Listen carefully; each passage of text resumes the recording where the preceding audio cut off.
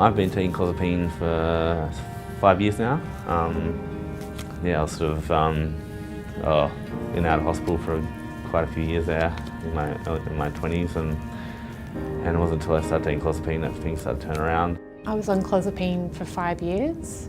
I came into hospital and I was quite unwell, and the doctors put me on Clozapine.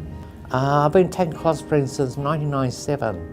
I think I started in 2004, about 13 years ago. I was on Clozapine for a little bit over 20 years. I usually took about 200 milligrams, and it would go up to 250, 300 if I was having problems. I take 600 milligrams daily, 100 in the morning, 100 in the afternoon, and 400 at night. My doctor recommended splitting the doses because I was still getting some breakthrough symptoms in the morning and in the afternoon. Oh, I take it at night. Yeah, I take it at night. Makes you very drowsy at night, so go to sleep. I don't remember the dose I started on, but it went up to 600, and I was smoking at the time. And because of help from the Croydon Health Centre, I quit smoking and had to reduce the Clozapine to 500. It was really stabilising. I found it really good. Helped me with my sleep, it helped with the voices, helped with my mood as well. Some unpleasant side effects, but in general, I'm here today because of Clozapine and other holistic methods, but generally Clozapine's sort of been the one drug that's worked for me and no other drugs worked. The positive thing about taking Cloz was mainly a blanket of security. It's a very good drug to get you stable, so that was very good for me, especially when you're younger with a mental illness. You don't know exactly how it progresses and how to deal with it as well. So it helps you establish yourself so you can live properly. Because if you're in and out of mental wards and having breaks all the time, it's very hard to maintain any sort of normal, healthy lifestyle.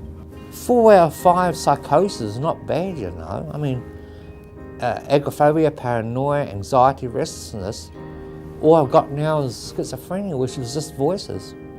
And the voices actually diminish being on Clozapine programs. That's not bad. Say 4.5 out of 5 symptoms actually, being affected because of Clozapine. The blood tests were quite challenging, having to have blood taken every month, and also the Clozapine made me nauseous. I mean, the drowsiness kind of wears off after a while. I was really tired for a while when I first started taking it in the mornings, but it's like 9:30 now, and a few years ago it would have been impossible to get out of bed almost. But these days the side effects start to sort of reduce over time, I think. The side effects of all antipsychotics are unpleasant. Cloz is a little worse. I put on a lot of weight, and it also constipates you like crazy, which is very unpleasant as well. The heart exam was a negative worry, and so was the monthly blood work. Basically, it makes you very drowsy. That's why you have to work in categories, either high level or low level, and find a minimum dosage. At the moment I'm quite used to it. It wasn't a real problem for me except sedation of the body and the mind, feeling tired, and I have to wait a few hours before I get my strength back in the morning. About a month. I was in hospital for a period of time, and over about a month it kind of kicked in, and I began to feel the effects of it. The voices were reduced, paranoia was reduced, and delusions were reduced as well. Probably 6 months to a year. I mean, I noticed a few positive things after I started taking it, but I really sort of felt my life started to get back on track after about a year or so. I felt the benefits of Clozapine after a couple of months. Some people take a lot longer, but after a couple of months of taking it, I sort of felt it really take hold. It took 6 years just persevere with it, basically. Yeah. There's no other medication on the market back in 1907. That was the most advanced. Antipsychotics have a reputation as being quite heavy drugs, and they're quite sedating. So I wasn't sure if I was going to be able to function properly with them, and if I'd be having to sleep during the day, and just normal day-to-day activities would become harder. But once I started taking it and I was in a routine of taking the Clozapine, it became easier. So I just compensated by maybe sleeping a little bit more, but trying to be active during the day. Yes, I'd heard a story about Clozapine and the side effects it can have. But I was kind of just a bit desperate at the time because I was just really quite tormented by my mental health condition. So I was kind of just being led by my doctor in a way, who I really trusted and is one of the best doctors I've ever had. So I would say do it, take the Clozapine and see how you go. You could also look at getting your life in order and maybe coming off it because it is such a heavy drug. But if you're in such desperate need for resolution of your symptoms, so the voices and the delusions and the paranoia, the positives far outweigh the negatives. Clozapine's worked wonders for me, but I know it's a bit of a lifestyle change taking it though. So I just be it's just sort of think about that before I start taking it, I think, seriously. I would say be as practical as possible, eat well and get some exercise, and just try and understand that it's probably going to make you put on weight.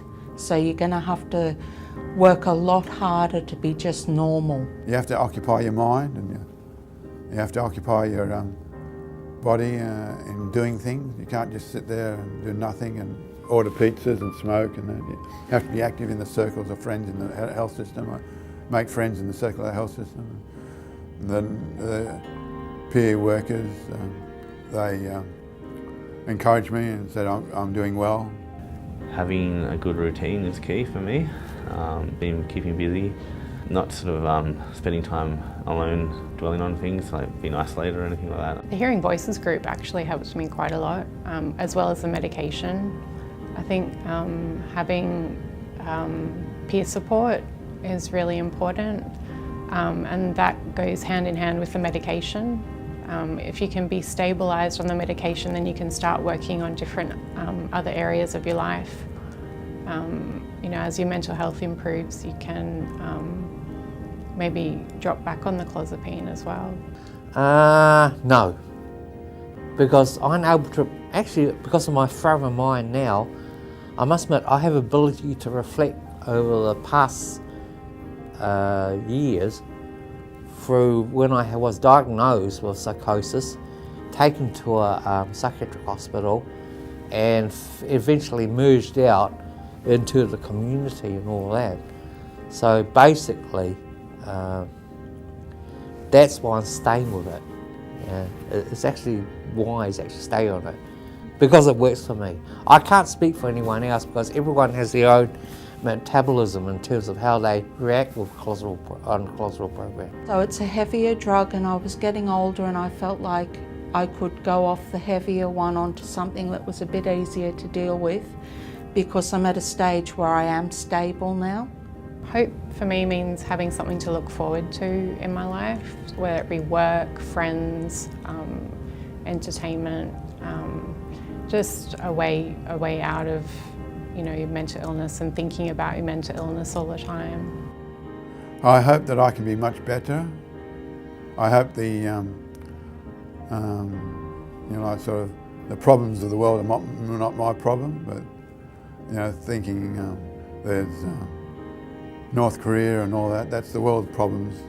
My problem is just that I'm schizophrenic. I have schizophrenia. I'm diagnosed with schizophrenia and paranoid type.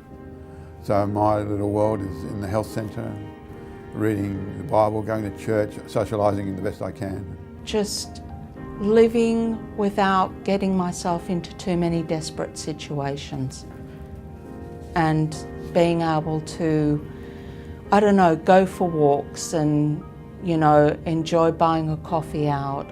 For me, hope looks like just my family. I'm married and I've got a 7-month-old son.